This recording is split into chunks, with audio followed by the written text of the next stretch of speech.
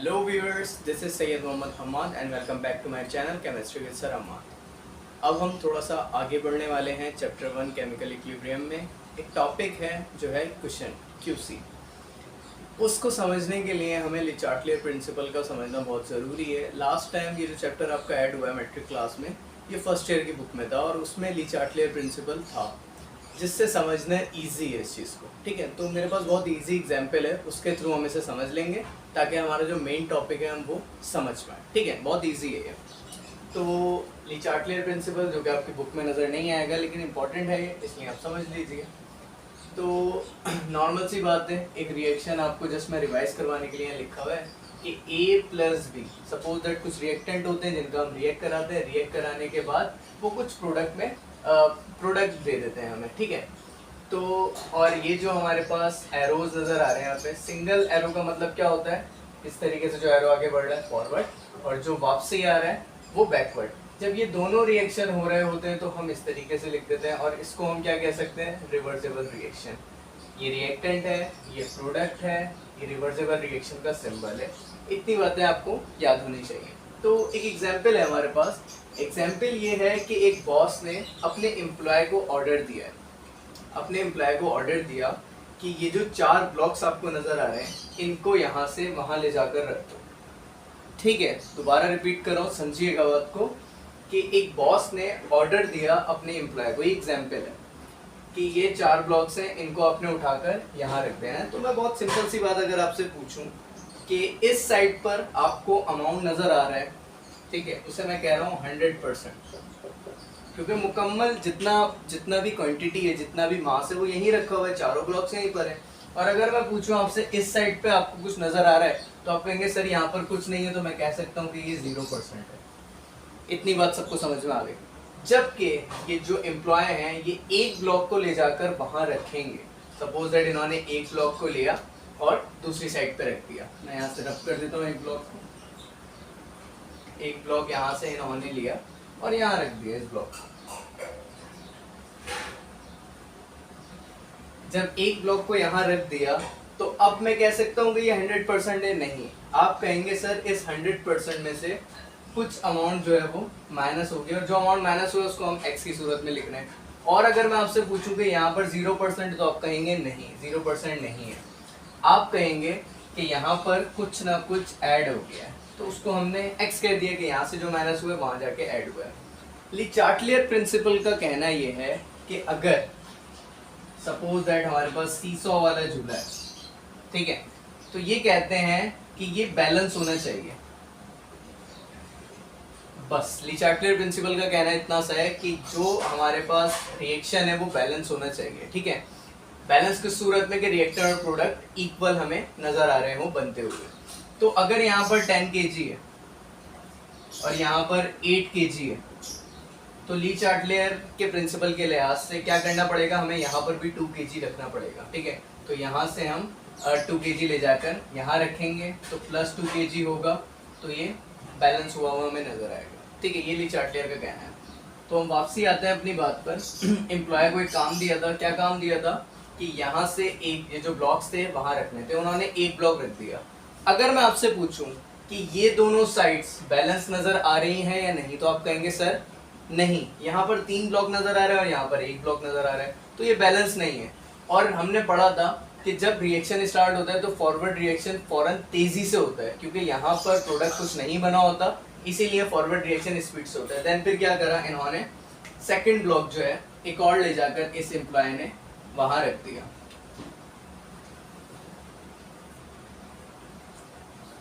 जब 2 ब्लॉक्स वहां पर मौजूद हैं, ठीक है, और 2 ब्लॉक्स यहाँ पर मौजूद हैं, तो अब मैं आपसे कह सकता हूँ कि ये बैलेंस कंडीशन है।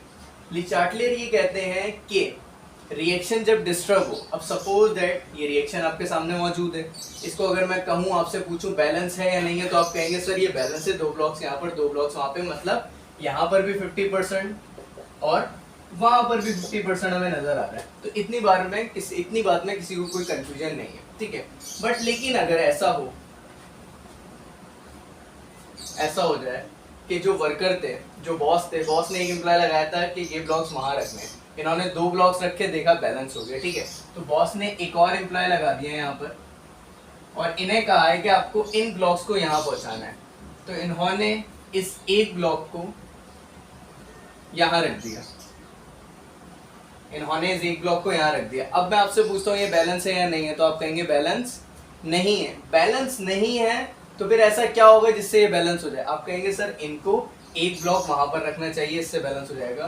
तो अगर बहुत सिंपल सी बात है कि जब रिएक्टेंट रिएक्शन कोई कर रहा होता है तो ये कौन सा रिएक्शन कहलाता है? जो रिएक्टेंट प्रोडक्ट बना रहे होते हैं फॉरवर्ड रिएक्शन कहलाता है। बहुत सिंपल सी बात है। तो सिंपल ये हुआ कि प्रोडक्ट अगर कम होगा तो फॉरवर्ड रिएक्शन तेजी से होना शुरू हो जाएगा, बढ़ जाएगा। क्यों? ताकि ये इक्विलिब्रियम लेवल पर आ जाए, बैलेंस हो जाए। ठीक है, तो क्या हुआ, यहाँ से इन्होंने फौरन एक ब्लॉक यहाँ पर रख दिया। जब एक ब्लॉक रख दिया, ठीक है, देन फिर इन्होंने एक ब्लॉक सपोज कर लेते हैं कि इन्होंने एक ब्लॉक और रख दिया। तो अब अगर मैं आपसे पूछूं कि प्रोडक्ट ज्यादा है या रिएक्टेंट, तो आप कहेंगे सर प्रोडक्ट ज्यादा हो गया, रिएक्टेंट कम हो गया। तो मैं कहूंगा कि ली चार्टलियर ने कहा है कि बैलेंस कंडीशन दिखनी चाहिए। तो बैलेंस कंडीशन कब दिखेगी? जबकि ये ब्लॉक यहाँ पर आ जाए, और जब प्रोडक्ट से रिएक्टेंट बनेगा तो वो रिएक्शन हमारा क्या कहलाएगा? बैकवर्ड कहलाएगा। अगर इतनी बात समझ में आ गई, आपको ये एग्जांपल समझ में आ गई, तो आगे वाली बात समझना बहुत इजी होगा। ठीक है, तो इसके आगे बढ़ते हैं।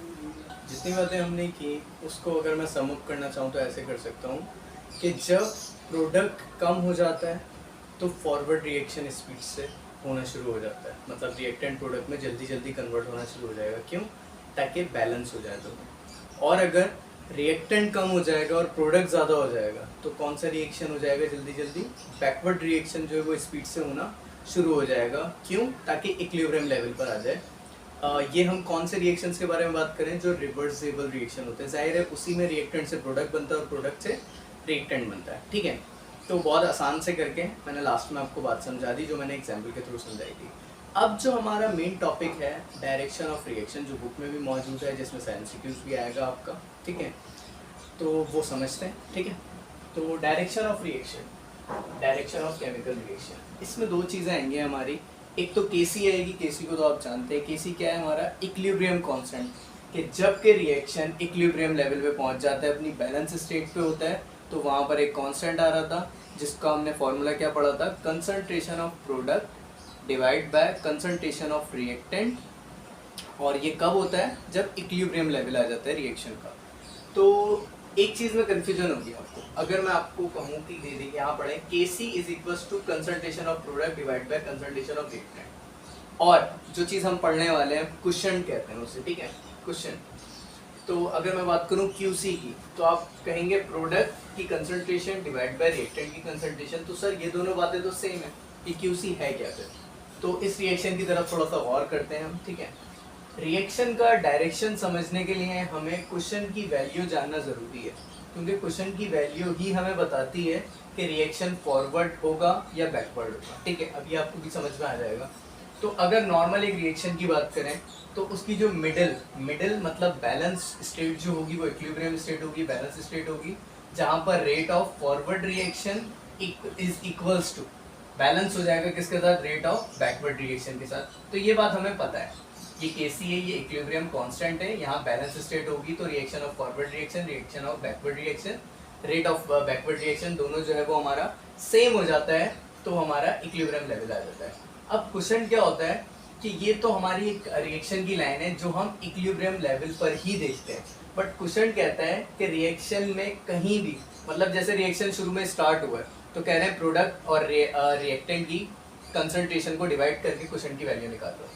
मतलब किसी भी पॉइंट के रिएक्शन के, मतलब रिएक्शन जो है हमारा 1 सेकंड हुआ है रिएक्शन को हुए हुए, या 2 सेकंड हुए हैं, या फिर कंप्लीट हो गया है, तो किसी भी पॉइंट पे, तो इन दोनों में डिफरेंस यही आएगा। क्वेश्चन जो है हमारा किसी भी पॉइंट पे चेक कर लेते हैं इससे इसकी वैल्यू, और उससे पता चल जाता है कि रिएक्शन अब फॉरवर्ड करेंगे या बैकवर्ड करेंगे बैलेंस करने के लिए, इक्विलिब्रियम स्टेट लाने के लिए।